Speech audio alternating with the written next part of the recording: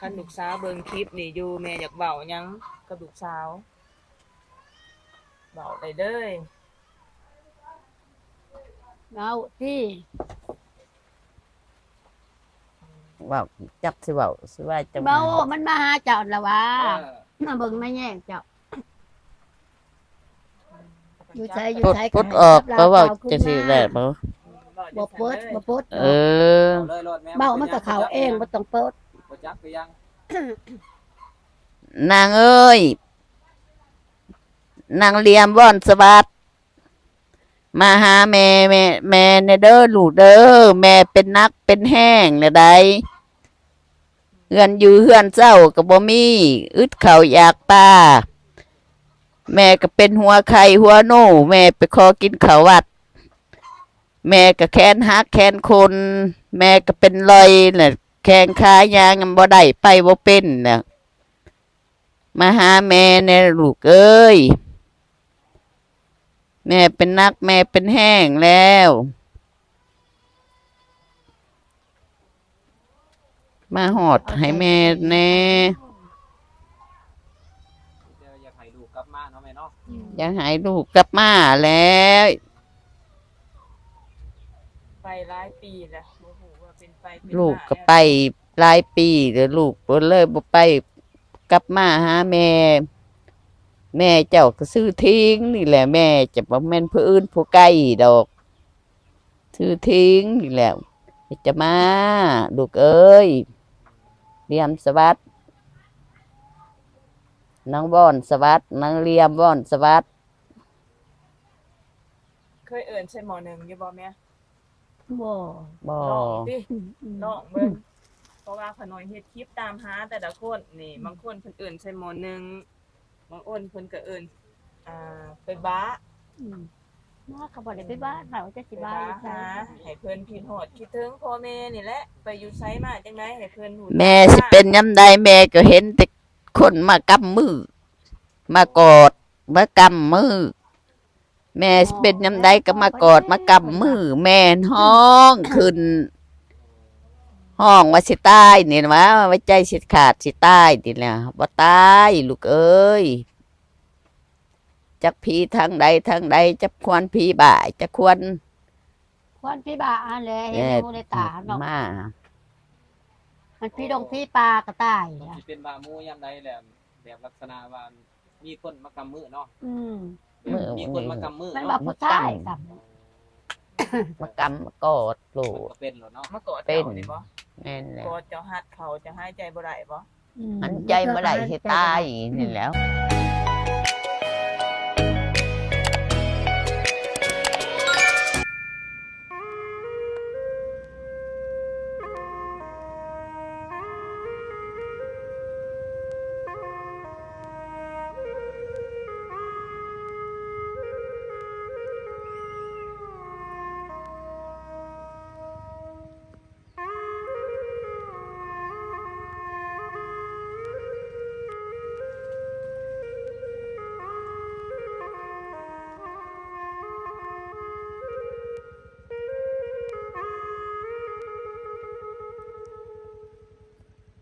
สบายดีท่านผู้ชมอันนี้ก็แม่น EP 2เนาะที่น้องนามากับไอ้เพยใน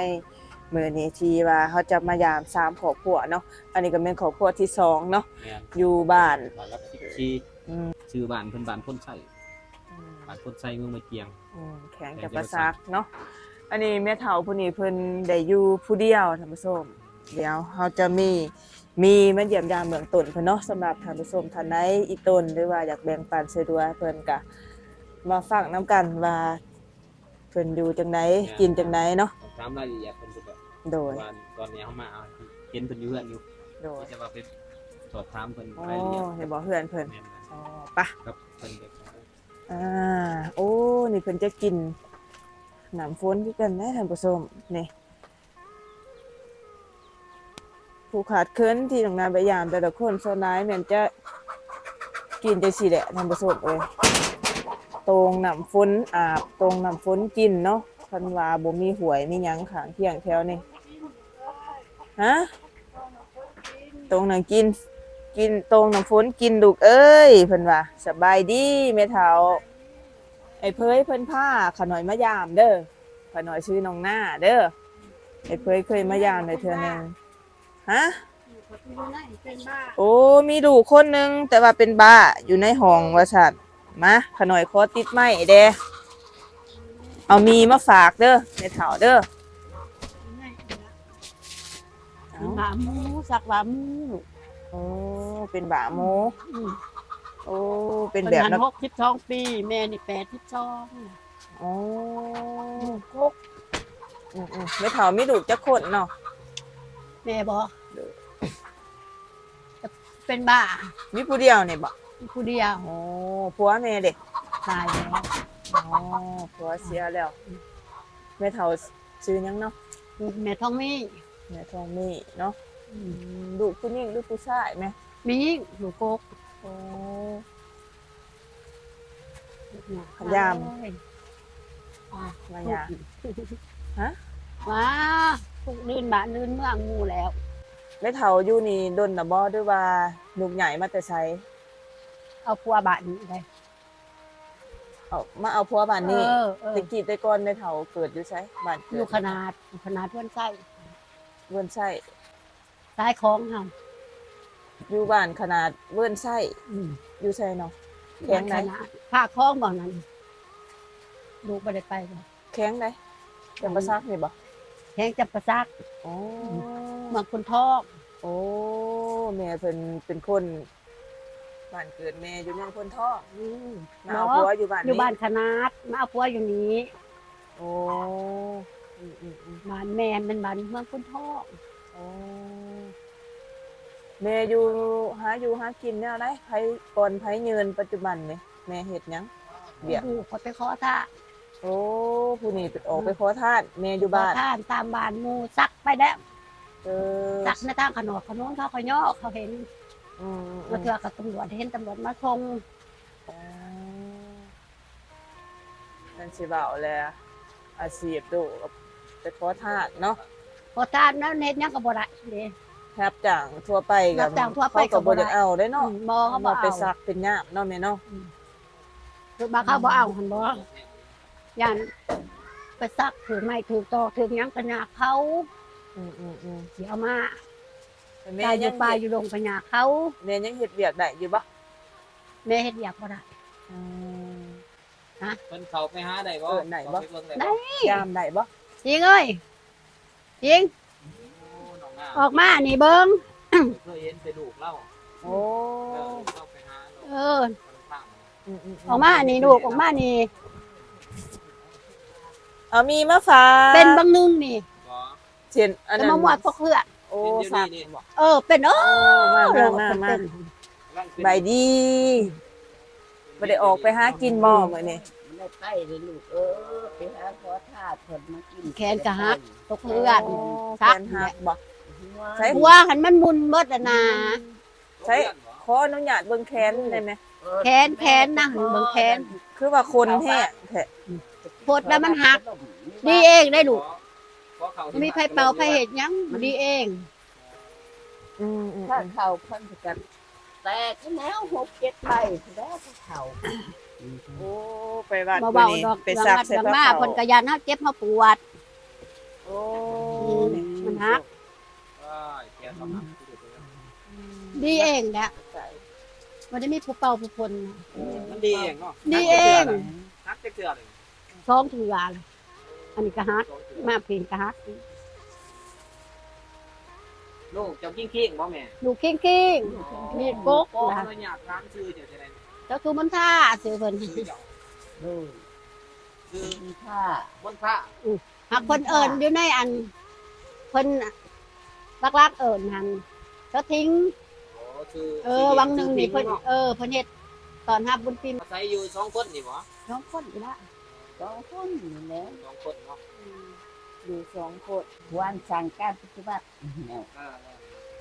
แต่ว่าสภาพร่างกายแม่เป็นบ้าหมูเหรอ มาหมู่ลูกเป็นแต่อายุ13ปี โอ้ ไปถ่ายเห็นคือไฟมาจับ เห็น มือ ไฟ สักเย จะ อะ เป็นน้ำใดกันมันมุ่นมือนี่ร่ายเต็มกำคือคนมา บ่กำเอาหมู่ ห้องโลดละ ห้อง ห้องขึ้นโลดเนาะ อืม เป็นด้นบ่ โอ้ยเดี๋ยวนี้หันจะมานั่งมีเศร้าแล้ว โอ้ข้าวเดียวกับเศร้าเนาะ เท่าเดียวก็เศร้า เป็นมือนึงจักเทื่อแม่ โอ้ยมื้อนี้6เทื่อน่ะ โอ้ พื้นนี่4เทื่อเป็น10เทื่อน่ะ เป็นหกเทื่อ แต่ว่าเพิ่นบ่หารไปหาขอทานบ่หารไป โอ้แต่ละเทื่อคันมันแดดมันยังแหละก็ไปหารอข้อข้าง เออ บางนั้นเพิ่นไปซักอยู่ทางเขาหั่น เป็นบ่มีลูกเนาะ ใครแน่แต่ว่าหน้าเพิ่นบ่ฮู้โรงน้ำมันก็ตายได้หน้าบ่ทาน บ่มีลูกจักคนเนาะ เพิ่น แม่ บ่ นี่บ่มีลูกจักคนเนาะแม่ เพิ่นมีลูกผู้หนึง จริงนี่ ลูกเขาจักไปทางใด มี ไป ผัว หาจ้า ผัวอยู่ไส โอ้มีลูกคนหนึง บ่ฮู้ได้จัก บ่ฮู้จักไปทางใดไป ไป จัก ทางใดทางใด ได้ลูกคนอ โอ้ ยู่เลย มีผัวอยู่ เลย มีผัวแต่ว่าบ่ฮู้ว่าไปอยู่ไสมาไสมีลูกคนหนึงอีก จ้ะ ผัวคนบ้านไหนแม่ บอกว่าพวานเอาลูกไปเลยบ่จักหาแม่น่ะ จักข้าวไปสึกไปขาย หัวหูแนวใด จักเลยเนาะ บ่จักโลก เป็นหยังคือว่าเอาไปซื้อไปขาย บอกบ่ได้แน่นอน แล้วไปโตนำเขา ต้นไปใช้ บอกว่าตัวเป็นน้ำผู้บอกผู้บ่าวเฮาก็บ่ฮู้ โอ้จักปี จัก บ่โอ้เว้าเรื่องลูกสาวบ่นี่ ลูกสาว เอ สาว อ ที่ปีกันมา หัวลูกสาวบ่แม่น เดี๋ยวนี้ จ้า7 8ก็บ่ อ๋อคนนี้ไปจากครอบครัวนี่ต้น แต่พอตาย ในจักปีเลยตาย พอตายได้หวาย10 ปีแล้วได้10 ปีนี้ เป็นจะหน่อยเนาะสิบปลายปี พ่อก็คือผัวของผู้นี้นี่บ่อ๋อแสดงว่าผัวแม่ก็เสียผัวลูกก็เสียหมายถึงตายเนาะแต่ว่าลูกสาวนี่หมายถึงเสียแหละไปน้ำผู้บ่าวบ่ฮู้ว่าเขาเอาไปขายบ่หรือว่าจังไดแม่เพิ่นคิดว่านะ น้องหมูนะ แม่คือคิดว่าเอาไปขาย เพิ่นคิดไปเองเพิ่นนั่นแหล้ว เว้นอะไรก็คือไป แล้วหาไผโทรให้ไผก็ว่าไปจักเบอร์โทรกันไผก็ว่าไปจักเบอร์โทร เขาเบิ่ง กัน เบอร์โทร แล้วเบอร์โทรชัก เอาไปแต่ปีใด โอ้ยมันหลายปีแต่ไปนะ จะได้พี่ เขาว่าเอาไปใช้เขาว่า เขาบ่ฮู้คือการ น้องหมูนะ เอาผัวคนมาแต่ใช้มาเอาคนลาวนี่บ่ บ่จักว่าคนนั้นบ่จักว่าคนยังมาไปเฮ็ดเวียกเฮ็ดหยังนํกัน มันไปเฮ็ดเวียกเฮ็ดงานนี่แหละไปเป็นพนักงานเฮ็ดเวียกนำกันนี่แหละ น่ะจะมันแม่นจะมันบ่เฮาบ่ฮู้เฮาบ่จัก บ่จักว่าคนมาแต่ใช้ ตามข่าวหา ผัว แม่ ลูก ก็ เพิ่น บ่ ก็ได้ เนาะ มีแต่ว่าเขาเอาไปแล้วก็ให้ก็ไปน้ำเขาโหลดเนาะ บ่มัน ไป เขา เจ็บสี่นี่แหละมันเจ็บหัววิ่นหัวเว้ยตามันก็หมุนหัวเลย มันเลยเบิดนะต้นตู้นี่มือจับได้ยังก็บ่ได้ย่างก็สิย่างบ่เป็นในเดี๋ยวนี้ โอ้ นี่แหละเขากินให้ดู3 มื้อ4 มื้อน่ะ แต่ยังกินนะแม่มื้อนี้ มื้อนี้ แหละ เขาเจ้าให้ชมหมู มื้อนี้ได้กินข้าว พวกเขามาขายเพิ่นเอาหา แม่ไม่อยากกินข้าว เขาเอาสมโมให้ว่าซั่น ข้าว ข้างเฮืองข้างชานก็ปอนของกินอยู่ติ ฮะ ขายเครื่อง ผู้ขายเครื่องเขามาหล่อแถว เขา นี้ มาหลอกขาย เขาให้จะบ่ เขาหาย หรือว่าเจ้าชื่อ เขาหายนะ ให้ชื่อๆแต่ว่าข้างเฮือนข้างชานก็ให้อยู่บ่ของ ให้ กิน เรือนนั่งไหนกันเรือนนั่งนี่จะหาย กลางเรื่องครับท่านวันยืนบัดเนาะ อื เอ ม อ แต่ว่าออกไปขอเงินได้มื้อนึงเท่าใดแม่ น้องทำตัวว่า พี่น้อง ไป ว่า ขอ ว่า เรื่ เพิ่ อง น เดี๋ยวเนาะแม่เนาะ อืม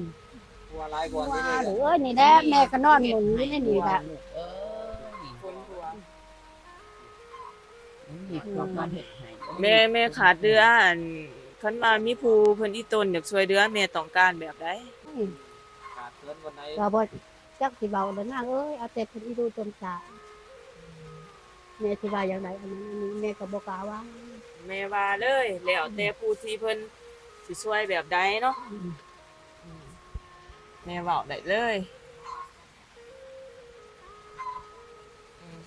ขาดเคินเบิดลูกเอ้ยเว้าเรื่องขาดเคินทุกอย่าง ทุกอย่าง ประ เนาะ จำ ได้บุญเป็นช่วยแม่เด้อ อืม อืม อันใดเห็นอีตนก็เห็นสภาพนํกันแน่ๆท่านผู้ชมพิจารณา ถูกที่สุด น้ำกันเนาะ ได้นี่นะ เพิ่นสิเว้าแหละถูกที่สุดภายในหมู่บ้าน ทุก อันนี้มันมีเด้อแม่เด้อเอามา โอ้ย เยี่ยมยามเบื้องต้นก่อนมาทายให้ทานผู้ชมเบิ่งฐานใดเพิ่นอีตนแม่เนาะ เออ แม่ว่าขาดเคินเบิดทุกอย่างตามที่น้องนาเห็นก็คือฝนหัวตอนนี้ฝ วุ้น เบิด ทั่ว นายกินยาขาดเคินเบิดนางเลย เป็นข้าวสารอาหารแห้ง พา แม่ แพ้ เพิ่น กับ ว่า บ้านเมืองลูกหลานอาหาร เสื้อผ้า เอาอีต้น เรื่องบนอยู่บนนอนนี่แหละอันไหนอยากสวยเป็นแบบใดก็ติดต่อมาได้เนาะอันนั้นเป็นน้ำเอาไว้กินบ่แม่หรือว่า น้ำพ้นลูก แม่ แม่ พ้นนี่แห แม่ ละ หายเอาวังหนึ่ง ใบใส่ น้ำฝนตรง ใบ ไว้ กินนี่นะต้มเอา เอาไว้กิน ต้มเอา ตบในเด้อแม่เด้อ อืม งานเจ็บท้องเด้มัน เอ้า ตกใส่เตยหอมพอ เออ พอดีบ่มีเตยหอมตกซื่อ ฮะ บ่มีเตยหอมกับผมซื่อบ างทีก็ใส่ใบเตยมันจะได้หอมเป็นขั่วเนาะแม่เนาะนี่เนาะ เออ ขั่ว แล้วกันปัว อืม บ้าน นอนน้ำกันเนาะแม่โอ้จะนอนอยู่นอกเพิ่นนอนอยู่ใน พยันเพิ่นเหยียบก้อย โอ้บัดเวลาเพิ่นซักน่ะ เอ บ่ อบัดเวลาเพิ่นเป็น แล้วยันหลงยันโค้งเพิ่นยันเดียบเพิ่นแล้วยันถูกเต้งเพิ่น เอานอนยามมื้อคืนซื่อๆก็ซักได้บ่ มันก็คือมันก็เป็นเลยได โอ้เป็นแบบบ่มีกำหนดเด้อ บ่มี เนาะ กำหนด แสดงว่า มีกำหนดเป็นเลยนั่งกินข้าว คือ เป็น จะสักเนาะ ซัก ระวังเลยดังพื้นดังไฟ ดังพื้นดังไฟ กองไฟ แม่ได้เห็น เจ็บบ่แขนแม่อนุญาตเบิ่งเด้อ เจ็บเป็นแล้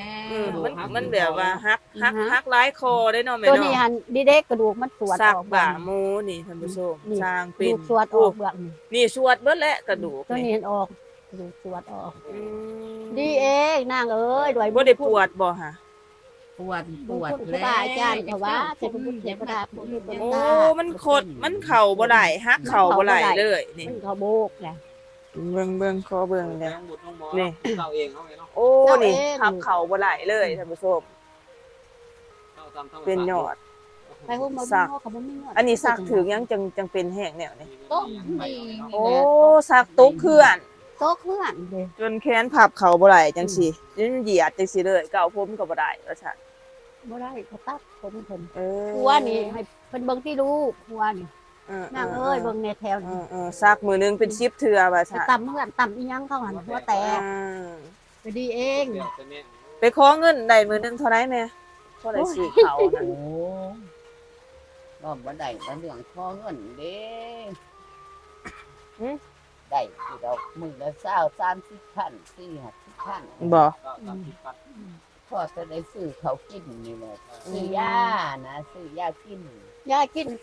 ก็ซัก ย่า คือ ยัง เก่า จะกินไหม โอ้เมาเรื่องยาเพิ่นนั้นหลายๆคือเก่ากินก็ซักบ่กินก็ซัก บ่ได้ไป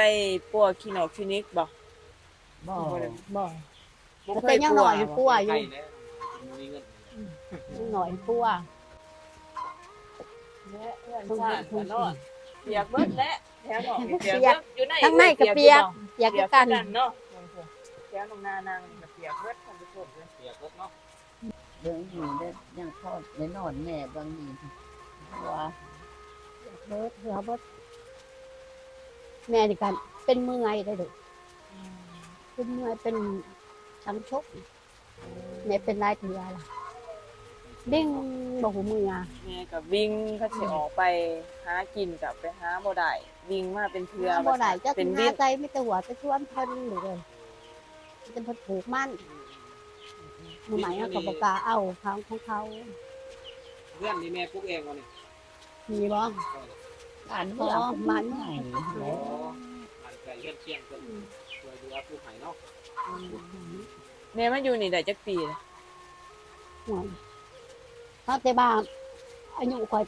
82 ปีข่อยมาตั้งแต่บ้านพอเพิ่นมาอยู่นำแม่เขาก็อายุข่อย12 ปี โอ้มาแต่อายุ12 ปี ป้าลูกก็ตายเบิดแล้ว แม่บ่ได้ปลูกบังเงาะบ่ได้ปลูกทุเรียน แม่ บ่ ฮอดดิน ฮะ ดินเพิ่นเลี้ยงในเรือนนี้ โอ้ดินเบิดแต่เท่านี้ เออ เลี้ยงแต่บริเวณเรือนนี้ เพราะว่าอยู่แถวนี้ไผมีทุเรียนไผมีบังเงาะก็พอได้เก็บไปขายเนาะแม่เนาะ พอได้เก็บ แถวนี้ปลูกทุเรียนได้ท่านผู้ชมหมากคอแดดหมากอังหมากบักไม้ป่าปลูกได้แถวนี้ดินงาม เขตปากซอง มากบ่เนี่ย เพิ่นไปขอ นี่ไล่บ่ ผู้ให้เขาเดี๋ยวนี้เห็นบ่มีแต่ทอดในติด ข้าวสารมีจะโล อาจารย์ก็บ่มีพ่อเม็ดนึงก็ยังบ่มีอีก มียังหาขวดเบิ่งโลก บ่มีอีกจัง มียัง คนเศร้าจังสิไปหาเลาะขออีกเนาะ พอ จะไปได้จะบ่ประหยัดไปบ่ได้ ไปบ่ได้เพราะ มันเป็นเด้อ เขากินข้าววัดกันหลุกอยู่วัดสักอยู่วัด จะจื้อเขาอยู่บ่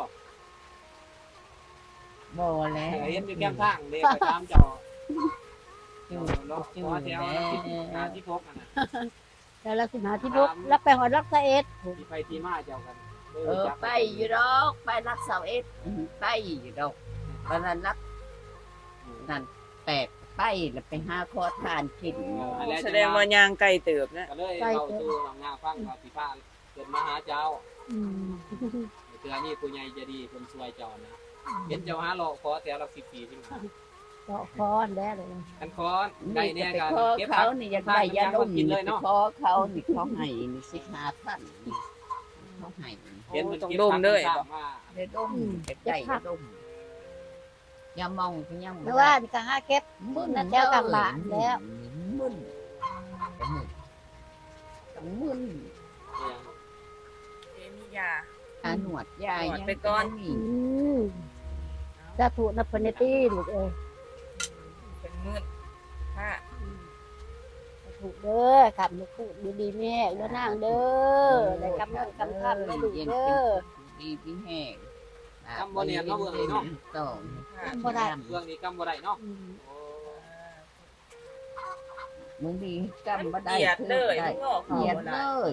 ของต้นนี้ก็มันก็หักกระดูกหนึ่ง มืด มันหักหลายบอลเนาะ เออ 3-4บอล20บอลหักหมดครับหักแต่เบื้องเดียวเนาะแม่เนาะ หักแต่เบื้องเดียว ถ้าแม่นว่าหักเบื้องนั้นนั้นแล้วบ่ได้เฮ็ดอีหยังบ่ได้กินอีหยัง เบิ่งนี่ก็เบิ่งนี่มันบ่ฮักมันก็มึน ได้แค่ กัน แม่แต่อยู่กับแม่เนาะ อืม ให้เป็นอยู่คนเดียวยังลำบากเลย ยังลำบาก ดูเจ้าผู้หายไปหันซื้อหยังแน่บางทีเพิ่นเบิ่งอยู่ อืม คือนั่งเรียม นั่งเหลี่ยม อืม คนสูงแบบเพิ่นนี่บ่ลักษณะ คน ว่อน ค ส น บัด ด แล้วนำสกุล นั่งเรีย ำ มว่อนสวัสด นี่แหละ คนหูพางแนวใดไหม นั่งเหลี่ยมบอนส ค วัส น ดิ์ ด คนดำสูงจอยตุ้ย ำจำอีหน้าจำ จอยเนาะนั่งเรียม คนด แม่พ่อแม่ซื้อจังได๋บางทีเพิ่นเบิ่งอยู่ให้เพิ่นหู ำแม่นี่ก็ชื่อสะทิ้งนะครับ คือทิ้ง พ่อก็ชื่อเดือย ก็ซื้อเรื่อย ผู้ตาย ครับเพิ่นเสียแล้วเนาะ คนเสีย แต่ แล้ว ว่าแต่ว่าลูกสาวนี่เกิดอยู่ปักซอง แม่ นี่บ่ บอกเกิดอยู่กับนี่ เกิดอยู่บ้านคนไส้นี่เนาะ นี่แหละเพื่อนนี่ เกิดอยู่บ้านโพนไส้นี่แหละไปอยู่จังไดมาจังไดเด้เนาะคันว่ามีดู ถ้ามัน เบิ่ง สัก4-5มื้อมันก็บ่กินข้าวได้สักเลย อืม มีแต่ห้องให้แม่ซอยจะซอยจังได๋แม่ก็บ่ เมื่อ หา กี้ทอดแห้งอยู่บ่ลูกสาวเจ้าง่ายแม่ คิดถึงแล้วคิดถึงเขาก็เลิก คัน เศร้าก็เลยบ่มาคิดนั่นเป็นไรมีผู้เดียว ลำบากสุดๆเลยเนาะแม่เนาะ ลำบากที่สุดเลยลูกเอ้ย เฮ็ดบ่ รับ ได้ จ้างก็บ่ได้แล้ววิทย์เด้เด้ ใต้จะได้คันคนไปก็บ่มีผู้ใดเบิ่งเป็นอยู่เฮือนในตี้ มีลูกสาวคนหนึงก็ที่ เป็นอยู่เฮือนบ่มีผู้เบิ่ง จะตกเพื่อนตกซ่านว่าตกเพื่อนตกคนใด แม่บ่มีฮู้บ่ลูกสาวจ้ะ มีหูลูกสาวอยู่บ่ บ่บ่มี หูบ่มีเลยเนาะเอาให้แม่เพิ่นฝากถึงลูกสาวบาทหนึงเอาแม่คันลูกสาวเบิ่งคลิปนี่อยู่แม่อยากเว้าหยังกับลูกสาวเว้าได้เด้อ เอาที่ ว่าจักสิเว้าสิว่าจะ เบามันมาหาเจ้าละวะ เออ มาเบิ่งมาแย่งเจ้าอยู่ใช้อยู่ ปลด ใช้ ปลดออกก็เว้าจะสิได้บ่ บ่เปิดบ่เปิด เออ เอาเลยโลดแม่ เบามันก็เข้าเองบ่ต้องเปิด บ่จับก็ยัง นางเอ้ยนางเลียมว่อนสวัสดมาหาแม่ในเด้อลูกเด้อแม่เป็นนักเป็นแห้งแล้วได้เฮือนอยู่เฮือนเจ้าก็บ่มีอึดข้าวอยากปลา แม่ก็เป็นหัวไข่หัวโน่แม่ไปขอกินข้าววัด แม่ก็แขนหักแขนคน แม่ก็เป็นรอยน่ะแข้งขายางบ่ได้ไปบ่เป็นน่ะมาหาแม่ในลูกเอ้ยแม่เป็นนักแม่เป็นแห้งแล้ว มาหอดให้แม่แน่ อยากให้ลูกกลับมาเนาะแม่เนาะ อยากให้ลูกกลับมาแล้ว ไปหลายปีแล้วบ่ฮู้ว่าเป็นไปเป็น ลูก มา ก็ไปหลายปีเดี๋ยวลูกบ่เลยบ่ไปกลับมาหาแม่ แม่เจ้าก็ซื้อทิ้งนี่แหละแม่จะบ่แม่นผู้อื่นผู้ใกล้ดอก ซื้อทิ้งนี่แหละจะมาลูกเอ้ยเรียมสวัสดิ์นางบ่อนสวัสดิ์นางเรียมบ่อนสวัสดิ์ เคยเอิ้นใช่หมอหนึ่งอยู่บ่แม่ บ่ บ่ ลองดิ อืม ลองเบิ่งเพราะว่าขน้อยเฮ็ดคลิปตามหาแต่ละคนนี่บางคนเพิ่นเอิ้นใช่หมอหนึ่งบางคนเพิ่นก็เอิ้นไปบ้า อืมว่าเขาบ่ได้ไปบ้านเราจะ ไป สิบ้า บ้า อยู่ไส หาให้เพิ่นคิดฮอดคิดถึงพ่อแม่นี่แหละไปอยู่ไสมาจังไดให้เพิ่นรู้ แม่สิเป็นยำใดแม่ก็เห็นแต่คนมากำมือ มากอดมากำมือ แม่สิเป็นยำใดก็มากอดมากำมือ แม่ห้องขึ้น ห้องว่าสิตายนี่นะว่าไว้ใจสิขาดสิตายนี่แหละว่าตายลูกเอ้ยจักผีทางใดทางใดจักควรผีบ่ายจักควร คนพี่บ้าอันแหละเห็นอยู่ในตาเนาะ มา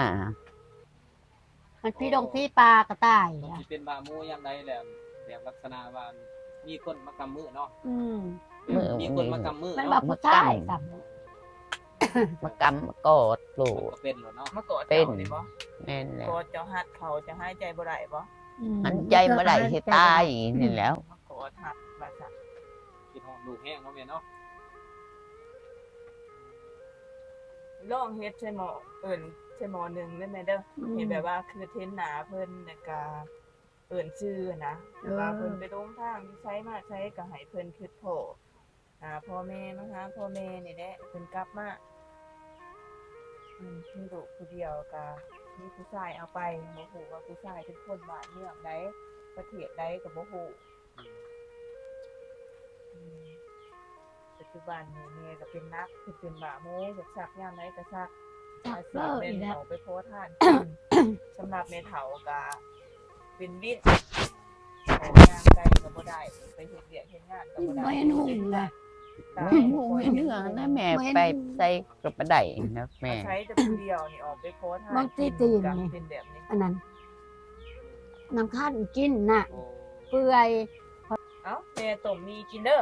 เดี๋ยว โอ้ยน่า ผู้ใดอีต้นเมเถา อืม เพิ่นติดต่อมาแนวใดก็สิมายามอีก ไปมานี่ไปพร้อมกับไข่ไปงามเด้อ สา จะได้ ธุ กำลัง เอออยู่เย็นเป็นสุขอยู่ดีมีแห้งเท่าเด้อให้สร้างลูกปุ๊กขึ้นอยู่เย็นเป็น นาง สุ เด้ ข อสาน อนรับได้เงินหมื่นนอนตื่นจะได้เงินแสน ให้จะขันจะคูนอยู่ดีมีแห้งอายุมันยืนเท่าเด้อ มีแต่ความสุขกายสบายใจกำเงินกำคำนางเอ้ย สาธุแม่ก็ให้ช่วงให้เศร้าอยู่ดีมีแห้ง ช่วงเศร้าบางมือจะเศร้าจังเถื่อแล้ว เอาสู่ส่วนไปก่อนเด้อแม่เด้อเป็นจังได โอ้ย บอกลูกกับทีมงานน้องนามีผู้ใหญ่ใจดีเพิ่นมาช่วยมาช่วยก็สิเป็นสะพานบุญ โด มาย หาแม่อีกเด้อ โดย